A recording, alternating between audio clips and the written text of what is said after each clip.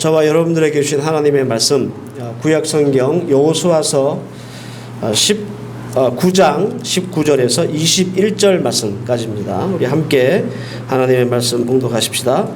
모든 족장이 온 회중에 이르되 우리가 이스라엘의 하나님 여호와로 그들에게 맹세하였은즉 이제 그들을 건들지 못하리라.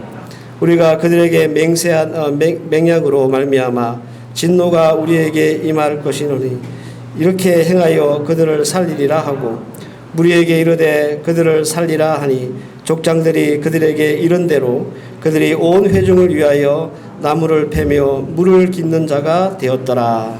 아멘. 여호수아서는 하나님이 약속하신 땅 가나안을 이스라엘 백성들이 정복해 나가는 과정을 기록한 성경입니다. 그런데 하나님이 이스라엘 백성들에게 약속하신 또 주시마 이렇게 약조하신 그 가나안 땅은 아무도 살지 않는 빈 땅이 아니었습니다. 이곳에서는 토착 원주민들이 이미 수대에 걸쳐서 살고 있었습니다. 대표적으로 소위 그 가나안 7족속이다라고 하는 가나안 족속, 가르가스 족속, 브리스, 아모리, 요부스, 헷, 히위 족속, 이들이 바로 이 가나안 땅에 살고 있었던 원주민들이었습니다. 이들이 거주하고 있는 이 땅을 통칭해서 우리는 가나안 땅이다 이렇게 부르는 겁니다. 그런데 하나님이 이 이스라엘 백성들에게 이 가나안 땅을 약속으로 주시면서 신신당부하신 게 있어요. 그게 이제 뭐냐면 신명기 7장 2절 말씀에 보면 내 하나님 여호와께서 그들을 내게 넘겨 내게 치게 하시리니 그때 너는 그들을 진멸할 것이라. 그들과 어떤 언약도 하지 말며 그들을 불쌍히 여기지도 말 것이며 신명기 20장 16절에서 17절 말씀에도 오직 내 하나님 여호와께서 내게 기업으로 주시는 이 민족들의 성읍에서는 호흡 있는 자를 하나도 살리지 말지니 곧 헷 족속과 아모리 족속과 가나안 족속과 브리스 족속과 히위 족속과 여부스 족속을 내게 진멸하되 내 하나님 여호와께서 내게 명령하신 대로 하라. 이런 말씀들을 당부하셨어요. 그러니까 하나님의 명령과 당부는 뭐냐면 가나안 땅에 들어가면 그 가나안 땅에 살고 있는 7 족속들을 그 호흡 있는 자들을 모두 다 죽여버려라. 그런 당부를 하셨다라는 겁니다. 그러니까 일종의 이스라엘 백성들에게 하나님은 살생부를 주신 거예요. 들어가면 반드시 죽여야 될 민족들을. 그리고 그 살생부 안에는 오늘 우리가 함께 말씀을 나눌 히위 족속이 포함되어 있습니다. 이 히위 족속은 여러분들이 그 이름조차도 좀 낯설고 또 생소한 분들이 계실 거예요. 히위라고 하는 말의 의미는 마을 사람들이란 뜻이에요. 그러니까 동네 사람 뭐 이런 뜻으로 여러분들 이해하시면 좋을 것 같습니다. 여러분들이 이 히위 족속들을 조금 알만한 사건을 제가 좀 찾아봤는데 이 히위 족속에서 좀 알만한 사람, 알만한 사건이 뭐가 있을까? 여러분들 야곱의 때로 거슬러 올라가면 창세기죠. 창세기 34장 2절 말씀에 이런 말씀이 있습니다. 히위 족속 중 하몰의 아들 그 땅의 추장 세겜이 그를 보고 끌어들여 강간하여 욕되게 하고. 이게 무슨 말씀인지 아시는 분들 계실 텐데 야곱의 딸이었던 디나가 히위 족속 세겜성의 추장에게 강간을 당했다. 그런 말씀이에요. 제가 이 말씀은 몇 번 말씀을 드린 걸로 기억이 되는데 그때 이 세겜성의 추장이 히위 족속 사람이에요. 사실 이 히위 족속은 기브온이라고 하는 이름으로 더 유명합니다. 이 히위 족속들이 살고 있었던 주요 거점이 아까 말씀드렸던 세겜과 헬몬산과 그리고 기브온이기 때문에 그래요. 그런데 그 중에 가장 크고 사람들이 가장 많이 살았던 곳이 어디냐면 기브온입니다. 그래서 히위 족속을 기브온 족속 혹은 기브온 사람들이라고 부를 만큼 이 기브온은 이 히위 족속을 대표할 만한 굉장히 중요한 대표성이 있는 도시였습니다. 그래서 여러분들 히위 족속 이꼬르 기브온 족속 이렇게 보셔도 된다 그런 말입니다. 저는 앞으로 이 희위 족속에 대한 말씀을 두 가지 방향, 투 트랙으로 여러분들에게 말씀을 선포할 예정입니다. 하나는 이스라엘 백성들에 의해서 진멸 대상이었던 희위 족속의 입장, 또 다른 하나는 희위 족속을 진멸시켜야 할 이스라엘 백성들의 입장, 이 두 가지 입장에서, 두 가지 방향에서 오늘 하나님의 말씀을 살펴보려고 합니다. 좀 더 직설적으로 말씀을 드리면 희위 족속의 지혜로움과 그리고 이스라엘 백성들의 멍청함, 이 정도로 표현이 가능할 것 같습니다. 저는 오늘부터 다음 주까지 반드시 죽어야 할 희위 족속이 어떻게 합법적으로 살아났는지에 대한 말씀들을 살피면서 이 희위 족속에 대한 말씀이 우리에게 어떤 말씀의 교훈을 주는가, 오늘과 다음 주에 걸쳐서 말씀을 전하도록 하겠습니다. 사실은 제가 고민을 많이 했어요. 이것을 오늘 하루 설교로 이렇게 다 마무리를 할까. 근데 그러려고 생각하니까 분량이 너무 길어지고, 그래서 이 희위 족속에 대한 말씀을 이렇게 나누어서 오늘과 다음 주에 이렇게 전하도록 하겠습니다. 여러분들, 우리가 생소해하는 이 희위 족속을 통해서 우리에게 하나님이 무슨 말씀의 메시지를 던지고 계시는 걸까요? 첫 번째, 오늘 딱 한 가지만 말씀을 드리겠는데, 살아남기 위해서는 하나님의 말씀을 붙잡아야 한다라는 겁니다. 다시 말씀을 드립니다. 이 희위 족속, 이방 민족인 이 사람들을 통해서 오늘 하나님이 우리에게 던지시는 그 말씀의 교훈은 우리가 살아남기 위해서는 말씀을 붙잡아라 라고 하는 교훈이라는 겁니다. 사실 여러분들 오늘 본문은 여호수아 9장 전체를 읽어야 이해가 되는 그런 말씀이에요. 근데 시간 관계상 다 읽지를 못하겠고, 그래서 오늘 본문만 따로 이렇게 읽은 겁니다. 여러분 돌아가셔서 집에서 한번 이 여호수아 9장을 1절서부터 마지막 절까지 꼭 읽어 오시기를 바랍니다. 그래야 다음 주에 이어지는 설교도 여러분들이 이해를 하실 수 있습니다. 보통 제가 한 본문을 가지고 여러 번 설교를 하잖아요. 그죠? 그 이유가 뭐냐면 이 말씀이라도 여러분들이 분명히 읽어보고 잘 이해하시라고 한 본문을 가지고 여러 번 나눠서 설교를 하는 거예요. 그러니까 꼭 오늘 여호수아 9장을 집에 돌아가시면 읽어보시기를 바랍니다. 이스라엘 백성들이 드디어 요단강을 도하했습니다. 요단강을 건넌 거죠. 그리고 난공불락이라고 일컬어졌던 그 여리고성을 쉽게 함락했습니다. 그리고 이어서 아이성마저도 무너졌습니다. 이제 그 다음 타겟이 어느 성이냐면 기브온 성입니다. 아까 제가 말씀드렸죠. 기브온과 히브리 족속은 같은 의미라고. 그러니까 희위 족속들이 살고 있는 기브온 성이 그 다음 타겟이에요. 불과 아이성에서 40km밖에 떨어지지 않는 그런 아주 가까운 그 곳이 이스라엘이 점령할 다음 성이었습니다. 그래서 여러분들 가나안에 살고 있던 이 가나안 족속들, 이 원주민들이 얼마나 쫄았을까요? 특히 이제 다음 타겟가 되어 있는 기브온 사람들, 이 희위 족속들이 얼마나 간이 녹았겠습니까?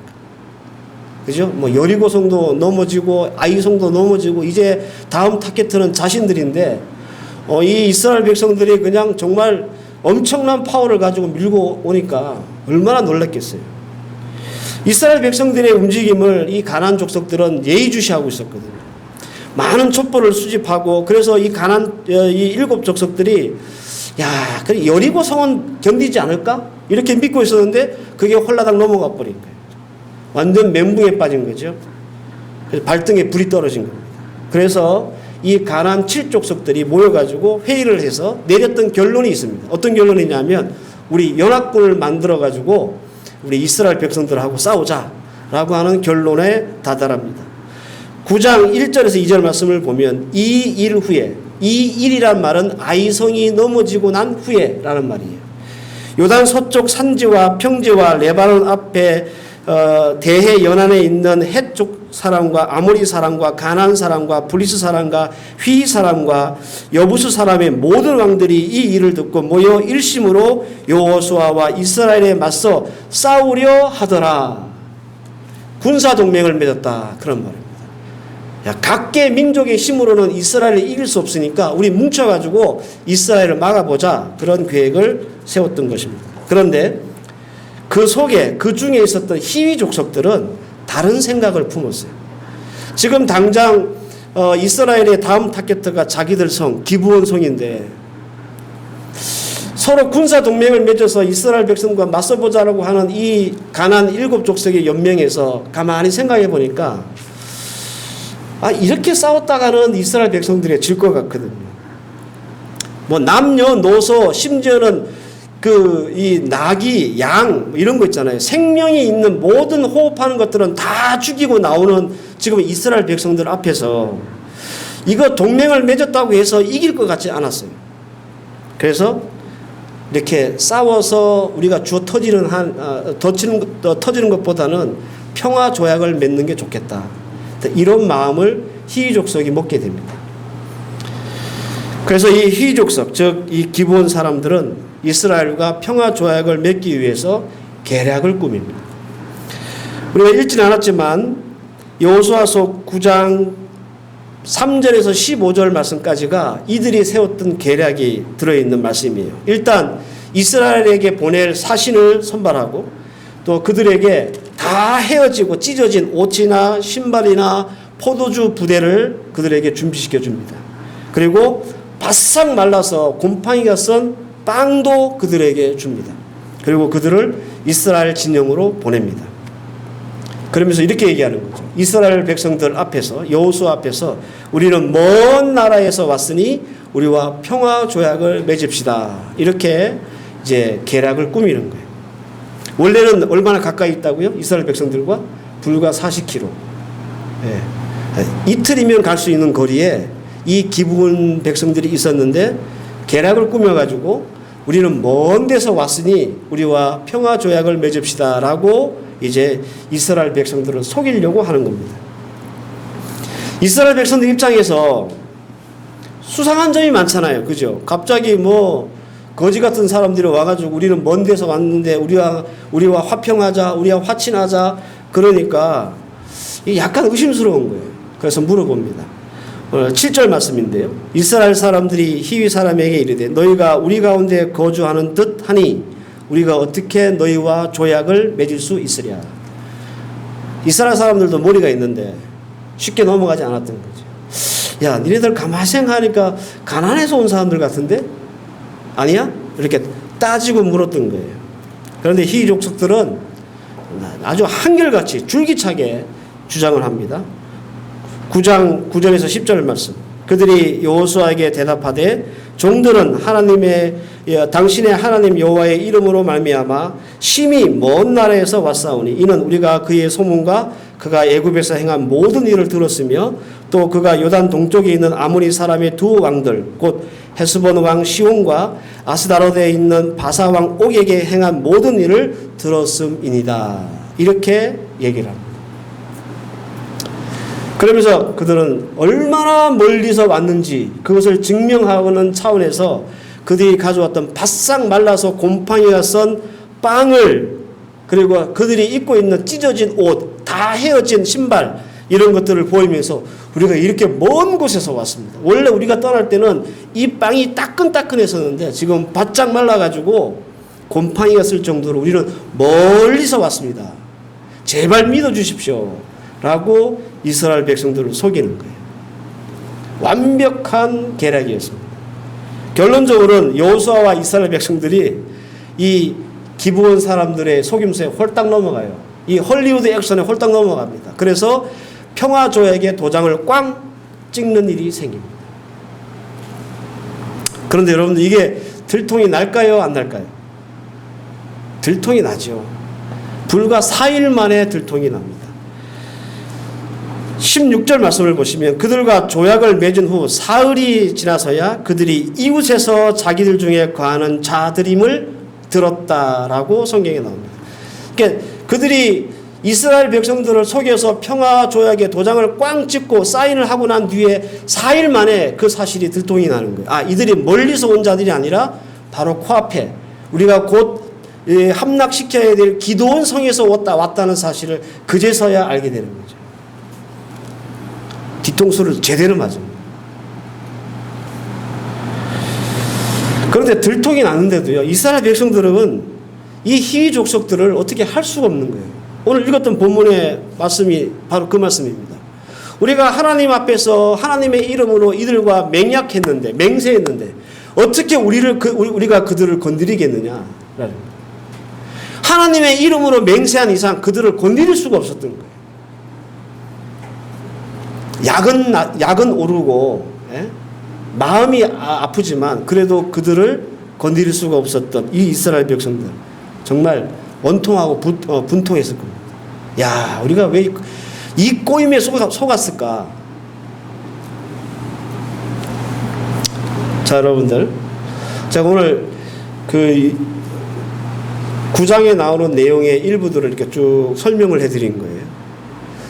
자, 이런 일련의 과정이 진행되는 동안에 이스라엘도 그리고 희위 족속도 아주 중요하게 얘기했던 핵심이 하나 있습니다.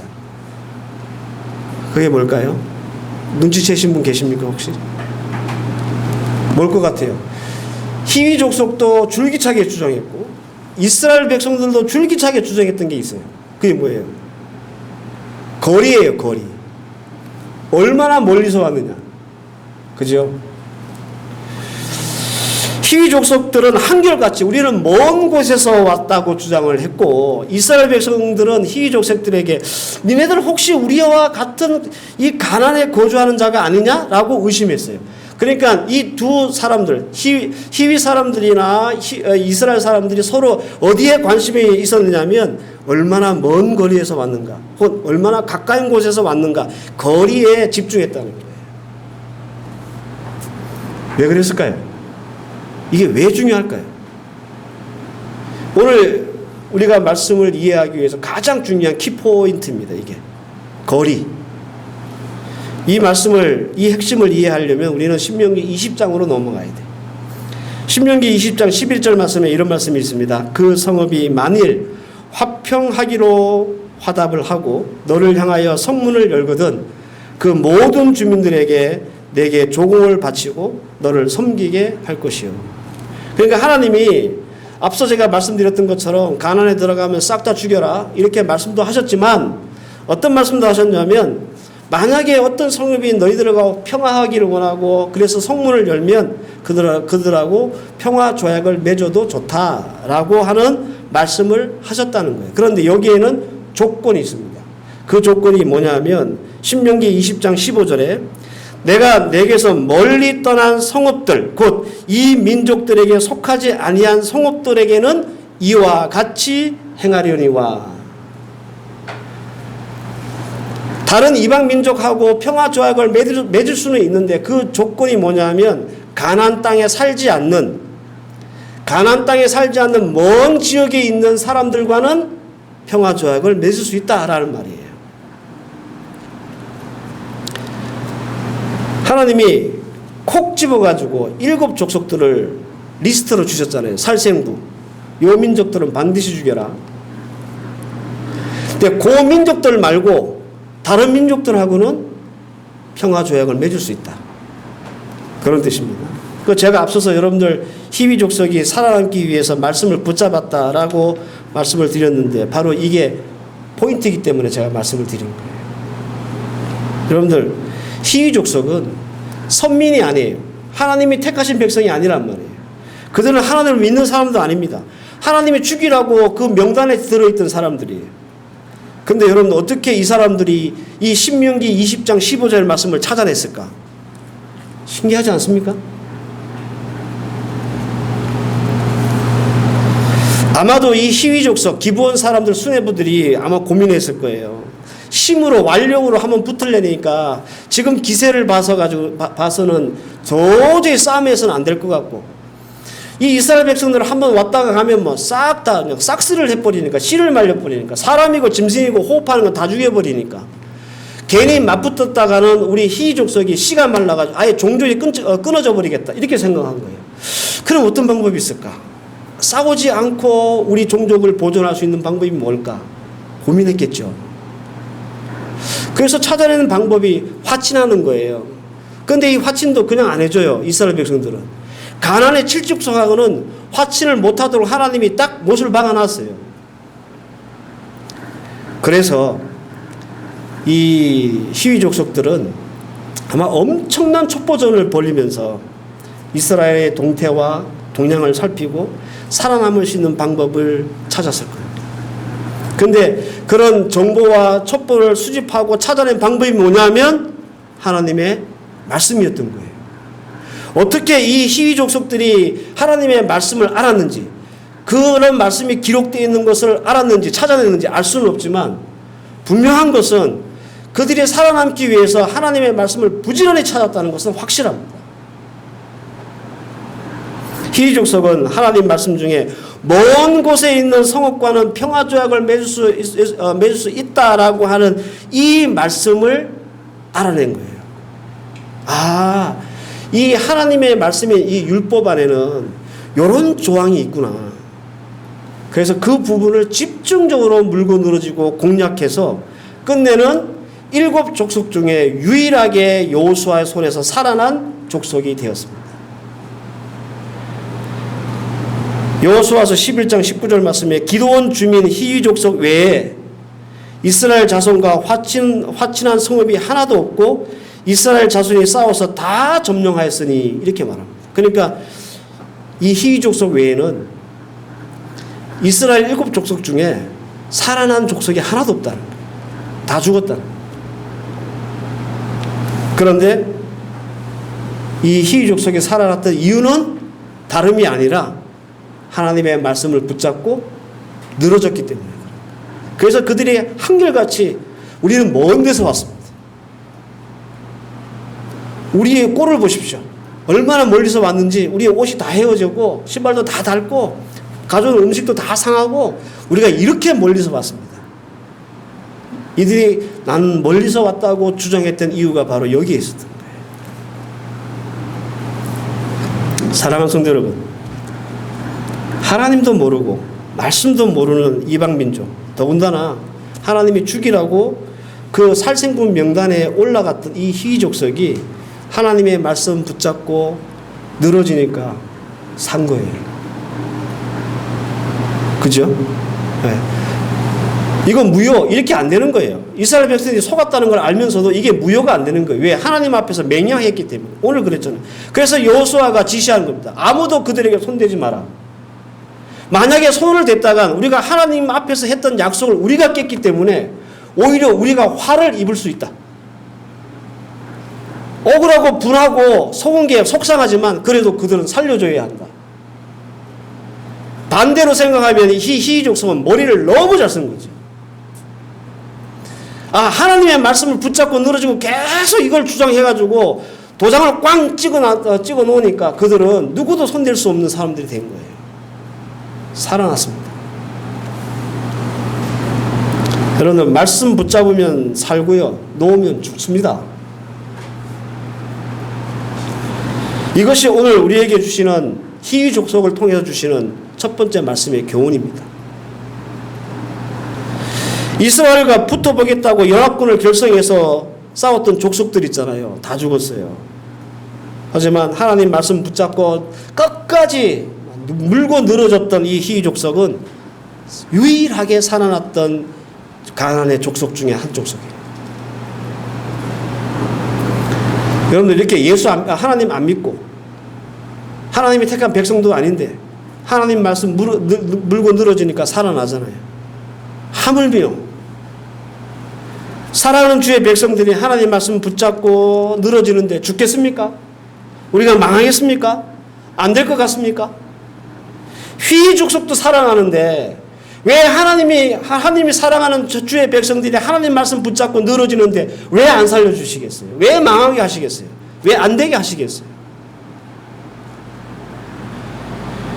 이것이 우리가 어려운 일을 만나고 힘든 일을 겪어도 하나님 말씀만을 놓지 말아야 되는 아주 중요한 이유가 되는 거예요. 그런데 우리는 반대로 하죠. 어려운 일을 만나고 힘든 일을 만나면 하나님 말씀부터 놔요. 이 말씀 붙잡고 해서 아무 소용이 없네. 괜히 손해만 받네. 말씀부터 놓는다고. 시편 1편 2편에서 1절에서 2절 말씀. 복 있는 사람은 악인들의 꾀를 따르지 아니하며 죄인의 길에 서지 아니하며 오만한 자의 자리에 앉지 아니하고 오직 여호와의 율법을 즐거워하며 그 율법을 주야로 묵상하는도다. 그렇게 말합니다. 복 있는 자는 어떤 자라고요? 하나님의 말씀을 주야로 묵상하는 자. 여기서 묵상하다라는 말은 하가라고 하는 말인데 중얼중얼거리다, 궁시렁거리다 이런 뜻이에요. 말을 입에 놓고 뱅글뱅글 돌리다 그런 뜻이에요. 복 있는 사람은 하나님의 말씀을 주야 밤낮으로 늘 언제나 항상 생각하고 입으로 되새기는 사람들이라는 거예요. 이게 복 있는 사람이에요. 하나님의 말씀을 물고 늘어지는 자들이 복 있는 자들이다 그런 말입니다.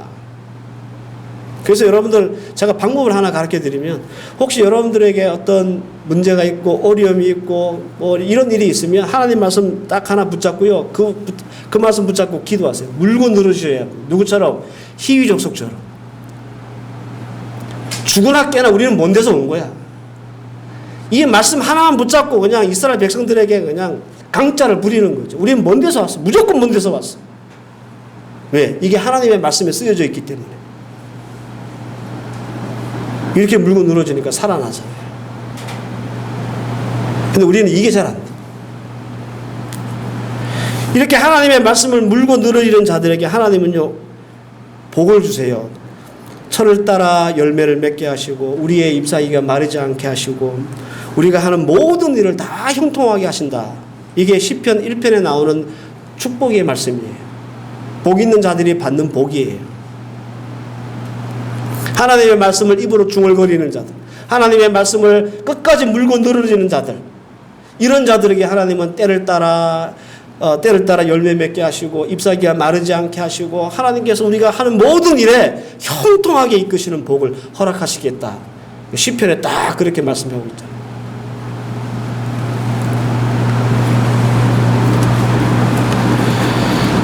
우리 성도 여러분들, 오늘 희족속을 통해서 주시는 말씀 잘 붙잡으시길 바랍니다.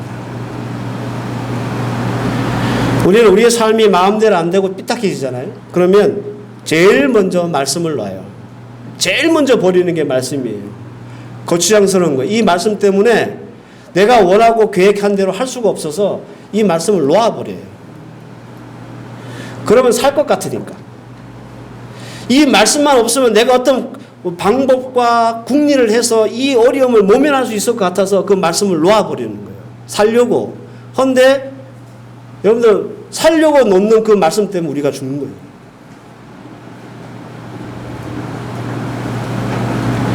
다시 한번 꼭 기억하세요. 말씀 붙잡고 늘어지면 살고 놓으면 죽는다.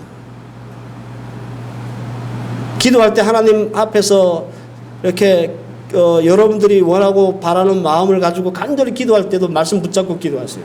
하나님 이 말씀에 이렇게 말씀하지 않습니까? 하나님 왜 이 말씀대로 안 하십니까? 이렇게 물고 늘어질 줄 알아야 돼요. 희귀족속처럼. 여러분들 희귀족속들이 평화조약을 맺으려고 여러 방법을 생각해보지 않았겠습니까? 예를 들어서 야, 우리가 평화조약을 맺을 때 조공을 얼마나 바치기로 약속해보자. 금을 얼마나 갖다 바치기로 약속해보자. 그죠? 그런데 이것은 원천적으로 소용이 없어요. 그런 조건을 아무리 생각하고 머리를 짜내도 이스라엘 백성들에게는 이런 조건들이 소용이 없어. 왜냐하면 성경 말씀에 요 살생부에 기록된 7족속들은 다 죽여야 되니까. 아무리 좋은 조건을 내세워봤자 그들은 이 화평조약을 만들어낼 수가 없었어요. 그래서 그들이 하나님의 말씀을 연구한 거예요. 그들에게 가지고 있는 약점이 뭘까? 그게 말씀이었던 거죠. 찾아보니까 어떻게 구해서 찾아보니까 먼 데 있는 성읍들하고는 화평을 해도 좋다는 말씀이 있는 거예요. 요거다. 요거만 붙잡고 늘어지는 거예요. 그러니까 이 백성들이 살아나는 거예요.